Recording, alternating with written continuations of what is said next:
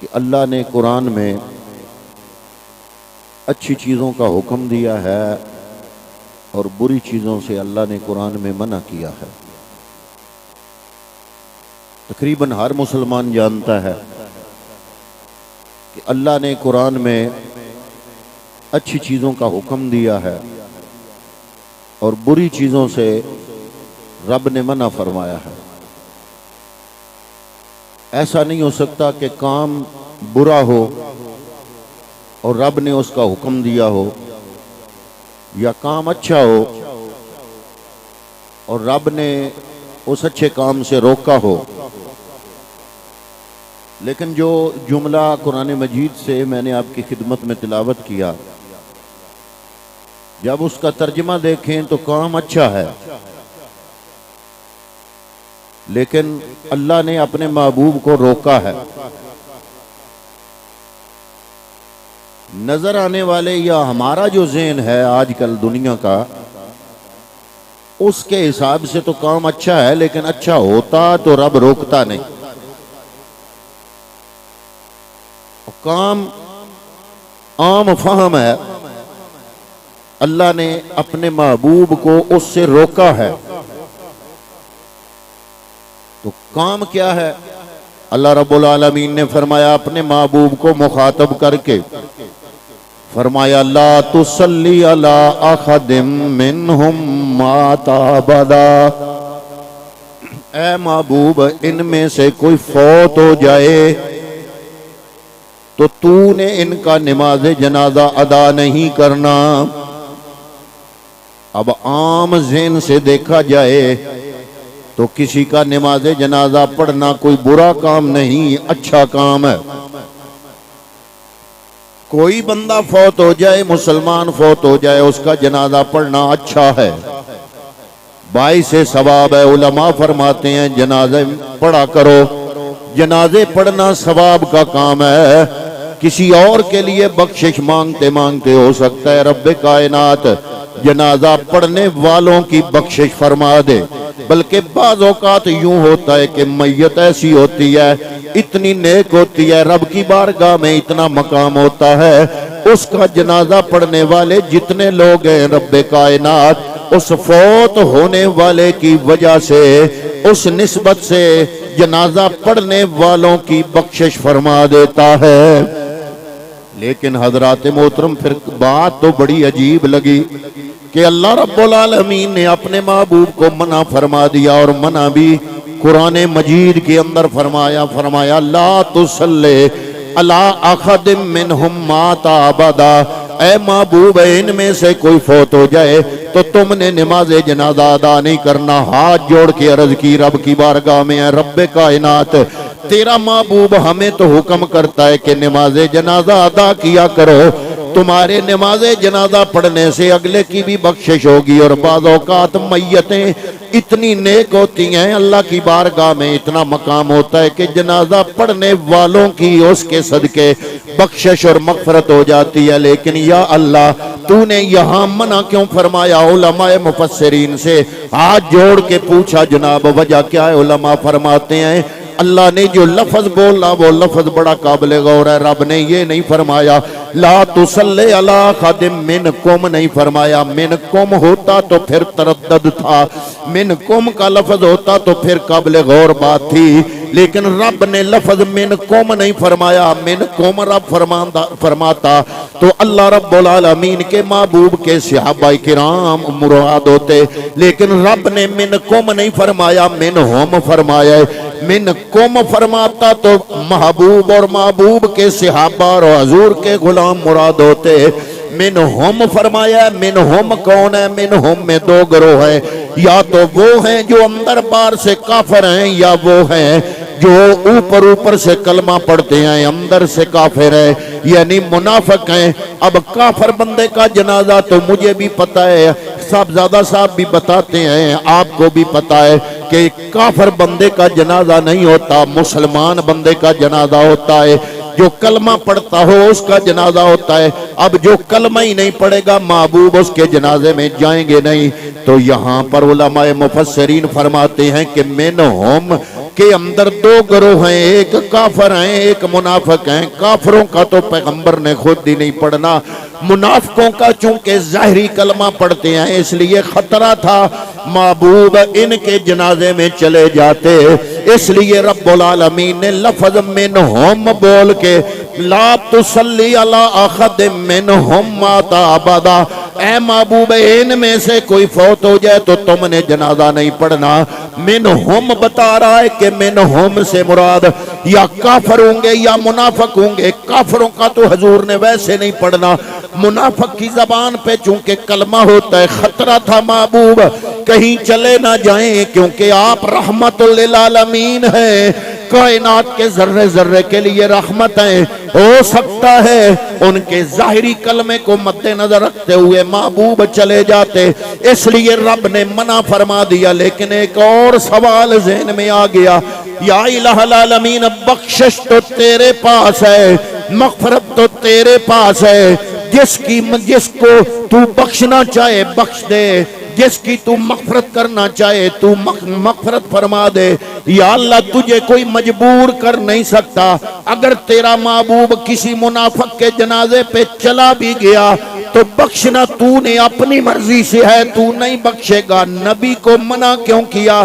کیونکہ کچھ لوگ ہیں جو کہتے ہیں نبی کے چاہنے سے کچھ نہیں ہوتا۔ یا اللہ اگر یہ مسئلہ درست ہے کہ نبی کے چاہنے سے کچھ نہ ہوتا، یا الہ العالمین جب یہ بخشش تیری بارگاہ سے، یہ مغفرت تیرے دربار سے، تیری مرضی آئے تو بخشے، تیری مرضی آئے تو نہ بخشے، یا الہ العالمین پھر محبوب کو کیوں روکا؟ تیرے نبی کو ابھی ضرورت ہے لوگوں کی، کسی کے بھورے فاتح پہ چلا جائے، جنازے میں چلا جائے، اسلام کو پڑھنے کے لیے، اسلام کی اشاعت اور تبلیغ کے لیے بندوں کی ضرورت ہے۔ تو نے محبوب کو منع کر دیا کہ ان کے جنازے میں تم نے نہیں جانا۔ یا اللہ محبوب چلے بھی جاتے تو کیا ہوتا؟ بخشنا تو نے ہے۔ کچھ لوگ تو کہتے ہیں پیغمبر کے چاہنے سے کچھ نہیں ہوتا۔ علماء مفسرین یہی جواب دے رہے ہیں کہ رب یہی بتانا چاہتا تھا کہ یہ بات غلط ہے کہ پیغمبر کے چاہنے سے کچھ نہیں ہوتا۔ اگر یہ بات درست ہوتی تو رب کائنات اپنے محبوب کو یہ حکم ارشاد نہ فرماتا۔ رب کو پتا ہے کہ سامنے جو جس کی میت پڑی ہے وہ منافق ہے، اوپر سے کلمہ پڑتا ہے۔ رب کی منشا یہ ہے کہ یہ بخشا نہ جائے، لیکن میت سامنے ہو، 1.25 لاکھ نبیوں کا امام میت کے سامنے کھڑا ہو اور اللہ کا پیارا محبوب پڑھ رہا ہو اللہم اغفر لحینا و میتنا۔ اللہ فرماتا ہے کہ محبوب میت کے سامنے کھڑا ہو کے بخشش مانگے، محبوب کی زبان سے اللہم اغفر لحینا و میتنا کے لفظ نکل جائیں اور سامنے گندا بندہ ہو، رب کائنات پھر یہ نہیں دیکھے گا کہ میت کون ہے، رب یہ دیکھے گا کہ محبوب مانگ کیا رہا ہے۔ اس لیے وہ تصور کہ نبی کے چاہنے سے کچھ نہیں ہوتا، اگر یہ درست ہوتا تو رب کائنات فرما دیتے ہیں نبی تم جنازے پڑھتے رہو، میں نے ان کو بخشنا نہیں۔ لیکن رب نے منع کر دیا، فرمایا لا تصلی علی احد منہم مات ابدا، دوسرے پڑھتے بھی رہیں، اے محبوب میری مرضی، میں مانوں یا نہ مانوں، لیکن تو اگر جنازے میں کھڑا ہو کے اے محبوب تیری زبان سے نکل گیا اللہم اغفر لحینا و میتنا، میں یہ نہیں دیکھوں گا میت کتنی گندی اور گناہگار ہے، میں تو محبوب کی زبان سے نکلے ہوئے لفظوں کی لاج رکھوں گا، مجھے تو بخشنا ہوگا۔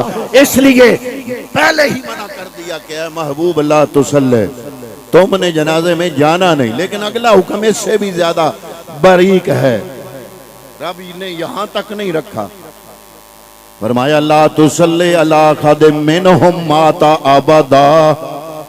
یا اللہ چلو جنازے میں نہیں جاتے،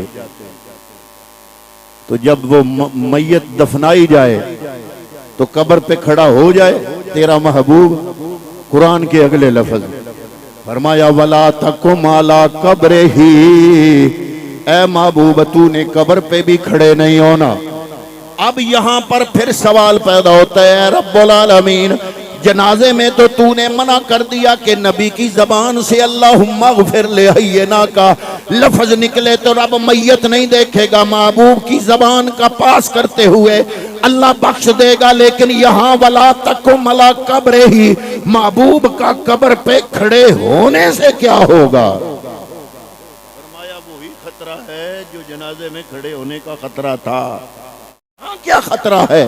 یہاں وہ جنازہ تو نہیں پڑھ رہا، یہاں تیرا محبوب دعائے مغفرت تو نہیں مانگ رہا، یہاں صرف قبر پر کھڑا ہے۔ فرمایا یہی تو وجہ ہے کہ محبوب ولا تقم علی قبر ہی، اے محبوب تو نے قبر پہ کھڑے نہیں ہونا۔ کیوں؟ اگر تو قبر پہ کھڑا ہو گیا تو تیرے پائے اقدس کے جو نالین مقدس ہیں ان کی نسبت ہے تیرے پاؤں کے تلووں سے، اور وہ نالین مقدس لگ رہے ہیں دوسری طرف اس مٹی کو، اور اس مٹی کے ساتھ نسبت ہے اس قبر والے کی۔ تو نے مانگا نہ مانگا، محبوب تو قبر پہ کھڑا بھی ہو گیا، تیرے قدموں کے صدقے مجھے بخشنا پڑے گا۔ اللہ اتنی عظمت تیرے محبوب کے قدموں کے نالین مقدس کا، یہ تقدس۔ فرمایا محبوب کے نالین مقدس کا تقدس بڑا ہے۔ کتنا تقدس ہے؟ علماء کرام یہاں نکتہ افرینی کرتے ہیں، فرماتے ہیں کہ یہ رجب کا مہینہ ہے، اور رجب المرجب میں آپ سب جانتے ہیں کہ اللہ رب العالمین نے ہمارے آقا انعامدار 1.25 لاکھ نبیوں کے سردار، کائنات کے تاجدار جناب محمد مصطفیٰ صلی اللہ علیہ وسلم کو عظیم الشان معجزہ معراج عطا فرمایا۔ اور معجزہ معراج کیا ہے؟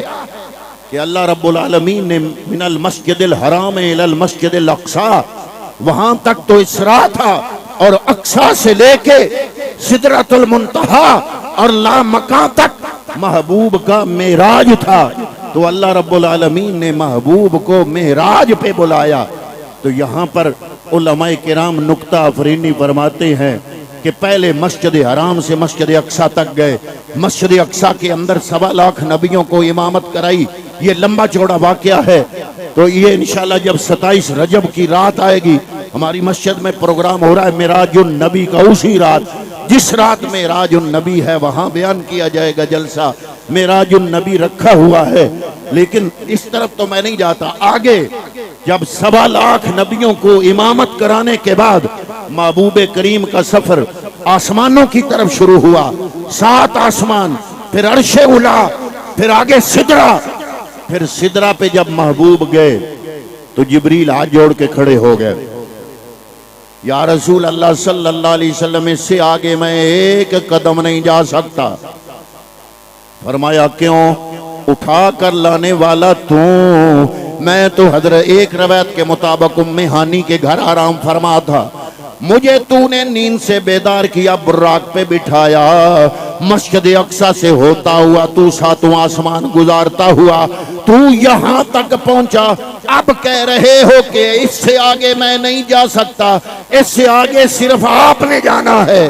تو اے جبریل لانے والے تم ہو، یہاں تک تم رک کیوں گئے؟ تو جبریل عرض کرتا ہے کہ یا رسول اللہ، اگر میں اس سے آگے سوئی کے ایک نوکے جتنا بھی آگے جاؤں گا تو اللہ کے نور کے تجلیات سے میرے پر جل جائیں گے، اس سے آگے میں نہیں جا سکتا۔ یہاں پر علماء عشق و محبت یہ نکتہ اٹھاتے ہیں کہ محبوب کریم وہاں سے اکیلے آگے گئے، جہاں جبریل نور ہے، سارے فرشتے نور ہیں، لیکن سب سے زیادہ مقام اہم ہے جبریل کا۔ جتنا زیادہ مقام اور فضیلت ہے اتنا زیادہ لطیف ہے جبریل کا نور۔ تو جہاں جبریل کا نور جل جانے کا خطرہ ہے وہاں محبوب گئے بھی اور واپس آئے بھی۔ یہاں علماء فرماتے ہیں کہ سر کے بالوں سے لے کر پاؤں کے تلووں تک تو نبوت تھی، جو سر پہ امامہ مبارک تھا وہ تو نبی نہیں تھا، جو پائے اقدس میں نالین مقدس پہنا ہوا تھا، وہ تو نبی نہیں تھا۔ سر کے بالوں سے لے کے پاؤں کے تلوے تک یہ تو نبوت تھی۔ سدرا سے آگے اگر جبریل جائے تو جبریل جل کے راکھ ہوتا ہے، وہاں سے محبوب گئے بھی واپس آئے بھی تو فرماتے ہیں سر کے بالوں سے پاؤں کے تلوے تک تو چلو نبوت تھی، وہاں سے ہو کے آ گئی جو سر کے اوپر نالین، جو سر کے اوپر دستار مبارک تھی، جو پاؤں میں نالین مقدس تھے۔ آپ فرماتے ہیں علماء کہ کوئی ایک حدیث دکھائے کہ میرا نبی جب معراج کر کے آئے تھے تو آپ کا لباس مبارک جلا ہوا تھا، نالین مقدس جلے ہوئے تھے، یا دستار مبارک جلی ہوئی تھی۔ ارے جہاں ساری کائنات کے فرشتوں کا سردار جبریل، بیت المعمور کا امام جبریل، تورات انجیل زبور قرآن کا حافظ جبریل، ساری کائنات کے فرشتوں کا امام جبریل، جہاں جبریل جلے وہاں سے محبوب کے پائے اقدس میں پڑا ہوا نالین مقدس اور سر اقدس پر پہنی ہوئی دستار مبارک، جہاں جبریل جلے وہاں سے نالین بغیر جلے واپس آ گئے۔ علماء فرماتے ہیں نکتہ یہ ہے کہ جو نبی کے قدموں کے تلووں سے لگ جائے، جہاں جبریل جلتا ہے وہ وہاں پہ بھی نہیں جلتا بلکہ سلامت جاتا ہے، سلامت آتا ہے۔ کیونکہ فرشتوں میں عشق نہیں ہے، انسان اس لیے اشرف المخلوقات ہے کہ اس میں عشق الہی ہے۔ اگر یہ عشق اس کو نصیب ہوتا تو یہ اس مسئلے کی سمجھ آتی کہ اگر محبوب کے قدموں کے تلووں سے لگ جاؤں گا تو میں بھی جلنے سے بچ جاؤں گا۔ اس لیے فرمایا لا تصلی علی احد منہم مات ابدا ولا تقم علی قبرہ۔ اے محبوب نہ تم نے منافق کی نماز جنازہ میں جانا ہے نہ قبر پہ کھڑے ہونا ہے۔ یا اللہ یہ قبر پہ کھڑے ہونے کا خطرہ کیا ہے؟ فرمایا محبوب اگر قدم قبر پہ کھڑا ہو گیا۔ اب یہاں پر ایک اور بات بڑی محبت والی ہے، جو لفظ ہے قرآن کے وہ ہے لا تصلی علی احد منہم مات ابدا ولا تقم علی قبرہ۔ لفظ ہیں ولا تقم علی قبرہ۔ اللہ کا معنی ہے اوپر۔ اللہ دوسرے حکم میں یہ فرما رہا ہے ولا تقم علی قبرہ۔ اے محبوب منافق کی قبر کے اوپر کھڑے نہیں ہونا۔ یا اللہ کیا ہوگا؟ فرمایا مجھے بخشنا پڑے گا۔ اگر محبوب قبر کے اوپر کھڑا ہو جائے، قبر کے اندر منافق کی بخشش کا خطرہ پیدا ہو سکتا ہے۔ اے نبی کے غلام پھر تجھے مبارک ہو، تو جب مرے گا قبر میں جائے گا، محبوب قبر کے اوپر ہی نہیں، محبوب اپنے غلام کی قبر کے اندر تشریف لائیں گے۔ محبوب قبر کے اندر آئیں گے تو پوچھا جائے گا نا من ربوں کا، ما دینوں کا، ما کنت تقولو فی حق ھذا الرجل۔ اے قبر والے بتا تیرا رب کون ہے، تیرا دین کیا ہے، اور ما کنت تقولو فی حق ھذا الرجل، یہ جو ہستی تیری قبر میں ہے اس کے بارے میں تو کیا کہا کرتا تھا۔